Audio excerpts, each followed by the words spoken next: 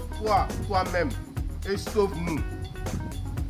Mais l'autre le reprenait et disait, ne crains-tu pas Dieu, toi qui subis la même condamnation? Pour nous, c'est justice, car nous recevons ce qu'ont mérité nos crimes. Mais celui-ci n'a rien fait de mal. Et il dit à Jésus, souviens-toi de moi quand tu viendras dans ton règne. Dernier verset. Jésus lui répondit, je te le dis en vérité, aujourd'hui tu seras avec moi dans le paradis. Amen. Fin de la lecture. Le salut du brigand à la croix. Le brigand sauvé. C'est qui le brigand? Qui est brigand même? Qui est l'appelle brigand? Un brigand, c'est un homme violent. Il fait tout à force, il arrache à force, il agit à force, il blesse. C'est un malfaiteur. Et c'est normal que Jésus soit son voisin, ou que Jésus soit le voisin de deux malfaiteurs. Parce que la Bible a déclaré cette parole, il sera mis au rang des malfaiteurs. Mais là où on l'a mis, c'est justement parce que cette position va nous enseigner. Ah oui. On était crucifié ce jour-là, un brigand plus le sauveur. Il y avait donc à Golgotha 3 croix. Une croix centrale, la croix du milieu, c'est la croix du sauveur. Alléluia. Et les deux autres croix sont à équidistance de la croix du sauveur. Ça dit, la distance à partir de la croix de Jésus pour aller à droite, c'est la même distance pour aller à gauche. Donc les deux avaient la chance jusqu'au dernier jour, jusqu'à la dernière minute, pour être sauvés. Mais pourquoi n'ont-ils pas été sauvés les deux? C'est la question qui pose aujourd'hui un problème, même à la Bible. Cette question pose un problème à la Bible parce que Jésus est venu pour sauver les méchants, les brigands. Ça pose un problème à la Bible parce que c'est le sauveur des malfaiteurs. Mais comment peut-il d'abord sauver un et laisser l'autre? C'est qu'elle a fait. Alléluia. Alléluia. Je vais vous dire une chose. Comprenez que le Seigneur n'est pas venu pour sauver le monde, mais il est venu sauver ceux qui se répandent. Amen. Parce que ce brigand-là, son action va me faire... Ça va me tourner dans la tête. Comment un brigand peut-il dire à Jésus, d'abord il s'adresse à son ami qui est en train d'insulter le Seigneur. Il lui dit, mais toi, c'est quoi? Ne crains-tu pas Dieu? Regardez la première parole qui sort de sa bouche. Ne crains-tu pas Dieu? Comment un brigand peut-il parler de la crainte de Dieu? Toi, tu es à la croix, tu craignais Dieu? Comment es-tu arrivé là? Il n'est pas le seul, il n'est pas le premier brigand. Même dans la marche pour aller à Golgotha, il y a eu des brigands. Il y a eu un brigand qui a été libéré de prison, qu'on appelait Barabbas. Il est sorti de prison, Jésus est entré. Il y a eu un autre brigand qu'on appelait Saul de Tarse. Lui, il n'aimait pas qu'on parle de Jésus. Mais ce brigand qui est spécialement à la gloire de Jésus a posé un acte qui nous amène aujourd'hui à réfléchir. Alléluia. Alléluia. Pourquoi injures-tu ce monsieur qui n'a rien fait? Il subit le même sort que toi, que moi, qui avons fait cela. Ne crains-tu pas Dieu? Cette question, sa réponse se trouve dans la volonté. La loi de la volonté. Pourquoi n'arrivait pas-il à faire le bien qu'il veut faire? Alléluia. Alléluia. Romains 7, verset 15. L'apôtre Paul dit, ce que je veux faire, je n'arrive pas à le faire. Le bien que je veux faire, je n'arrive pas à le faire. Mais c'est le mal que j'ai que je fais. Ce brigand-là avait en lui les dispositions qu'il faut pour ne pas faire le mal. Mais il n'arrivait pas. Pourquoi? Parce que sa volonté était neutralisée. Il était possédé. vérité de sa présence à la croix. Il était possédé. Il n'a pas été délivré pendant qu'il était encore libre. Il était possédé d'un esprit de brigandage, un esprit de malfaisance. Il était possédé par un esprit qui faisait des choses qui n'étaient pas bonnes, qui n'étaient pas appréciables. Et l'esprit qui le possédait bloquait sa volonté. Parce qu'être possédé, c'est être sous le pouvoir de notre esprit. Aujourd'hui, nous pensons que nous avons le pouvoir de délivrer, de chasser les démons.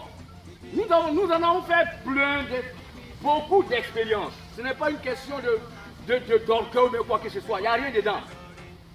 Non. Il n'y a rien dedans que le danger. Ce monsieur n'a pas eu la chance d'être délivré parce que certainement il ne s'est pas intéressé à Dieu. Et si lui ne s'est pas intéressé à Dieu, mais est-ce que ceux qui devaient s'intéresser à lui se sont intéressés à lui pour qu'on l'intéresse à Dieu? C'est ça la question. Êtes-vous allé vers lui pour lui parler de Jésus? Lui avez-vous proposé la vie du Seigneur et puis il a refusé? Ce qui est certain, ce monsieur, il y a une chose qui est le témoignage de la parole qui sort de sa bouche. Quand il dit à Jésus, après avoir dit au brigand qui est à côté de lui, mais pourquoi tu fais ça? Ne crains-tu pas Dieu? Après avoir prêché au brigand la crainte du Seigneur, il dit à Jésus, souviens-toi de moi. Ça veut donc dire que lui, il a entendu la parole. Il sait que Jésus va mourir comme un brigand, mais il reviendra dans son règne. Souviens-toi de moi quand tu reviendras. Un brigand. Ils sont nombreux dans les églises. Les brigands sont nombreux. Ils connaissent le Seigneur. Mais la volonté de le suivre est difficile. Aujourd'hui, ça boit. Dans l'église chrétienne céleste, on boit de l'alcool. Quand tu parles, non, c'est le cœur. Le cœur qui te pousse à désobéir à la loi de l'église, est-ce que c'est un bon cœur? On mange de porc. C'est interdit dans l'église. C'est une question de famille. Dans la famille, on dit on ne fait pas ça. Jérémie 35, les récabites ne buvaient pas parce que leurs parents, les grands-parents leur ont dit on ne boit pas. Et ils ne buvaient pas. Jérémie a pris un homme pour l'envoyer à l'église, dans le temple, dans une chambre du temple. On lui a donné à boire. Là, il a dit il ne boit pas. C'est des brigands.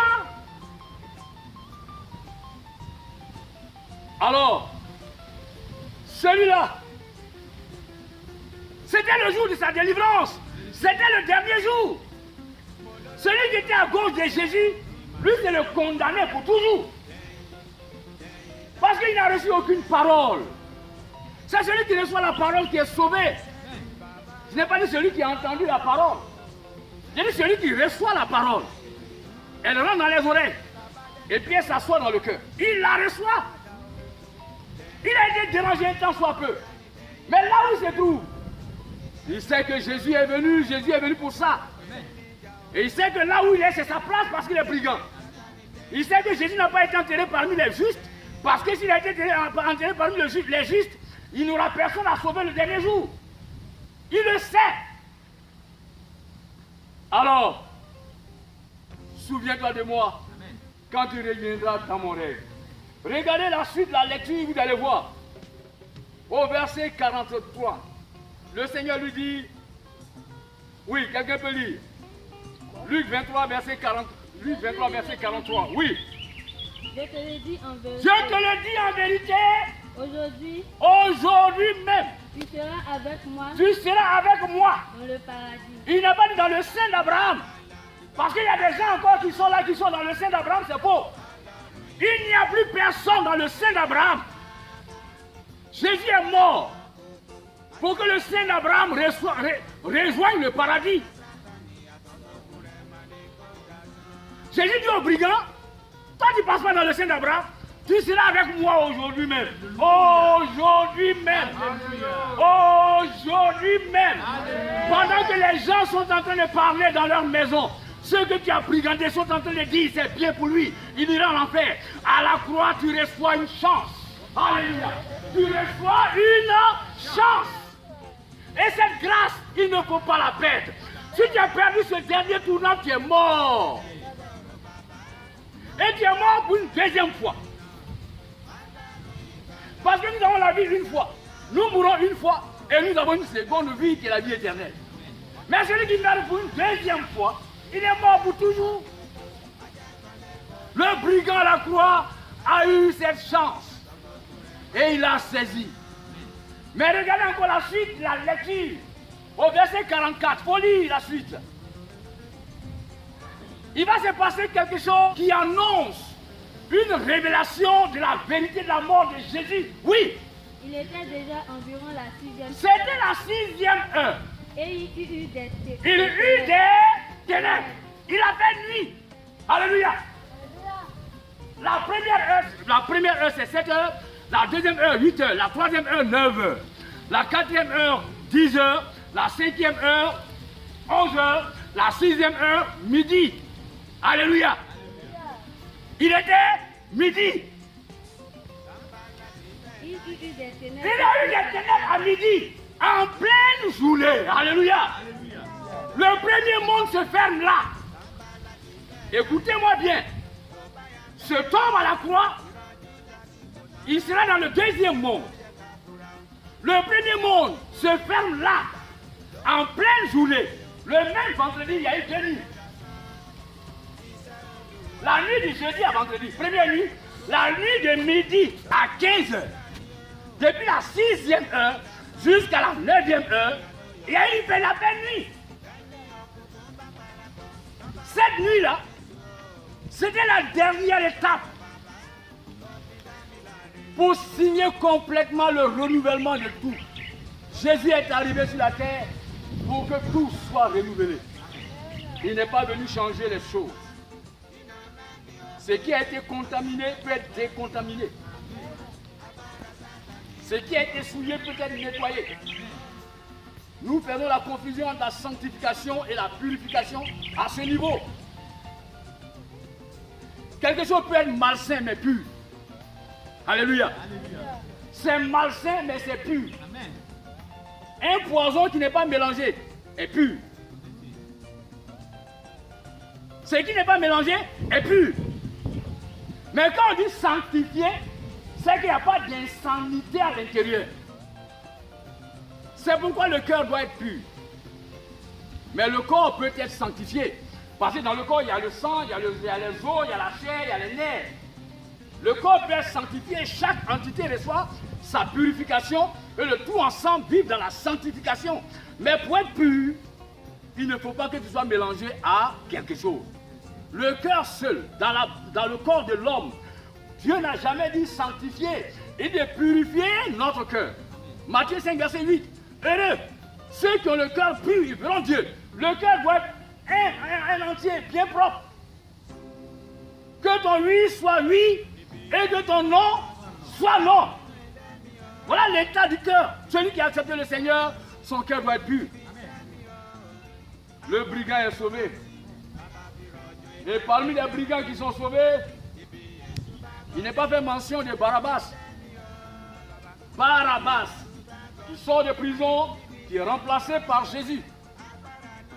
La Bible ne nous dit pas que lui, il a été sauvé. Pendant que ses parents pleuraient parce que sa femme pensait qu'elle allait être veuve, ses enfants pensaient qu'ils allaient être orphelins, il arrive à la maison, ils sont heureux. On dit qu'est-ce qui se passe? Ils non, Jésus a pris ma place. Mais il faut le suivre après. Avec de nouveaux yeux, il faut le suivre. C'est pourquoi les miracles là sont des mirages tant que ça ne produit pas la conversion.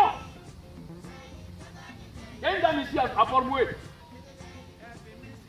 Quand j'ai accompagné Laurent Manoua, mon ami, en cardiologie, on est arrivé, elle était en colère. Parce qu'elle est arrivée la première.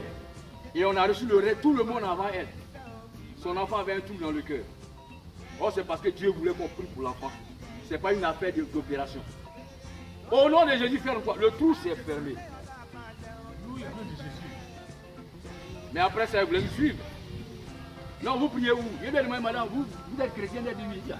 Si tu as développé la foi en Jésus, tu vas faire ça. On dit les miracles accompagneront ceux qui ont cru. C'est tout. Il y pas de magie. Il n'y a pas de gloire. Et la dame, elle a été choquée, elle m'a plus suivi. On s'est retrouvés à Gamewou. J'étais allé acheter le sac de mon fils quand il était encore en 6e. J'étais allé acheter le sac de mon fils. On s'est retrouvés dans la même boutique. Elle m'a montré la photo de son enfant, il est devenu gros comme ça. Le miracle doit produire la conversion. Sinon, c'est zéro. Marche! Va marcher. Mais tu marches pour aller où? Regarde! Tu vas voir. Parce que tu ne seras plus aveugle. Mais tu regardes quoi après? C'est ça la question. C'est ce qui nous manque aujourd'hui. Je ne parle pas du christianisme, c'est seulement ceux qui ont développé cette théorie du miracle qui fait qu'aujourd'hui les gens dans les églises, c'est tout ce qu'ils cherchent. Et puis ils se retrouvent dans le mirage. Au lieu de se retrouver dans le miracle, ils se retrouvent dans le mirage. C'est le temps du prophète, ce n'est pas le temps de quelqu'un d'autre. C'est le temps du prophète. Nous allons vers la Pentecôte, c'est le temps du prophète. Un prophète, c'est celui qui est toujours en esprit. C'est celui qui est toujours dans le champ spirituel. Qui est toujours comment vous appelez ça, dans la connexion de Dieu. C'est celui qui est toujours dans le champ prophétique. Il est toujours en esprit. Parce que si ça passe devant toi que tu n'as pas vu, si ça arrive, c'est toi. C'est ce que nous avons à faire. Les sorts, c'est bon. Mais c'est la première, c'est une partie de la délivrance. La délivrance enseigne. Et puis sort, ce n'est pas la première étape. La délivrance est désir, 1. La délivrance se prépare, 2. On la reçoit, 3. 4e, il faut la conserver. Le brigand à la croix, il a la chance que de la croix là, il s'en va au ciel. Mais conserver la délivrance est difficile, c'est là les tentations. Alléluia. La délivrance se conserve. Parce que si elle ne se conserve pas, elle devient danger. Alléluia. Si elle ne se conserve pas, elle devient un danger. Luc 11, verset 24. Quand un esprit est sorti, il s'en va, il revient avec 7. 7 plus 1 égale à 8. Ah, 1 là c'est difficile. Tu es brigand à 1. Et les 8 qui les 7 vont s'ajouter. Tu deviens malfaiteur, un brigand malfaiteur, malveillant, malfaisant. Alléluia. Ce que nous devons rechercher, c'est connaître Dieu. Que le Seigneur nous bénisse. Retenons ceci. Nous avons une mission. Ce n'est pas celle de montrer que c'est nous qui faisons. Non. La mission, quand vous prenez 1 Samuel 9, tu peux chercher dans ta Bible. 1 Samuel 9, verset 6. Il y a là un homme de Dieu, c'est un homme considéré parce que tout ce qu'il dit ne manque pas d'arriver. Pourquoi? Parce que le prophète, il est en communion avec Dieu. Et le Dieu avec qui il est en communion maîtrise l'infini passé que nous avons oublié. Il connaît mieux le présent que nous vivons. Et il connaît le futur que nous ignorons mieux que quiconque. Si tu es en communion avec une telle personne, comment ne va-t-elle pas te dire ce qui est passé, ce qui est? Voici, il y a dans cette ville un homme de Dieu. Un homme de Dieu. Et c'est un homme considéré. Pourquoi on le considère? Parce que ce n'est pas un menteur. Les menteurs, on ne les considère jamais. Oui. Tout ce qui ne manque pas d'arriver. Et ensuite? Allons-y donc. Allons-y donc. Peut-être nous fera-t-il connaître le chemin que nous devons prendre. Répète. Peut-être. Nous fera-t-il connaître Nous fera-t-il connaître le chemin que nous devons prendre. le chemin que nous devons prendre. Alléluia. Assieds-toi. Le rôle du prophète n'est pas de dire, toi tu as porté un dessous bleu. Hier tu as mangé placali pour dire hier mais il voit. C'est pas de ça il s'agit. Il y a un homme de Dieu là. Allons le voir. Il va nous montrer le chemin que nous devons prendre. N'allez plus chez des marabouts. Ésaïe 8, verset 19. Ceux-là, c'est des trompeurs. Le chemin, Jacques 14, verset 6, c'est Jésus le Christ. Il est le chemin, il faut le prendre. La vérité pour être affranchie, pour avoir la vie éternelle. Voilà la vérité. Alors, comme ce brigand, qui certainement était un chrétien parce qu'il sait, il connaît toute la parole, mais il est à la croix parce que c'est un brigand. Souhaitons que chacun d'entre nous se revoie. Amen. Que chacun revoie sa façon de faire, sa façon d'être. Que chacun réfléchisse sur sa marche, sa communion avec Dieu. Alléluia. Si vous ne revoyez pas ça, alors on n'a rien à faire pour vous.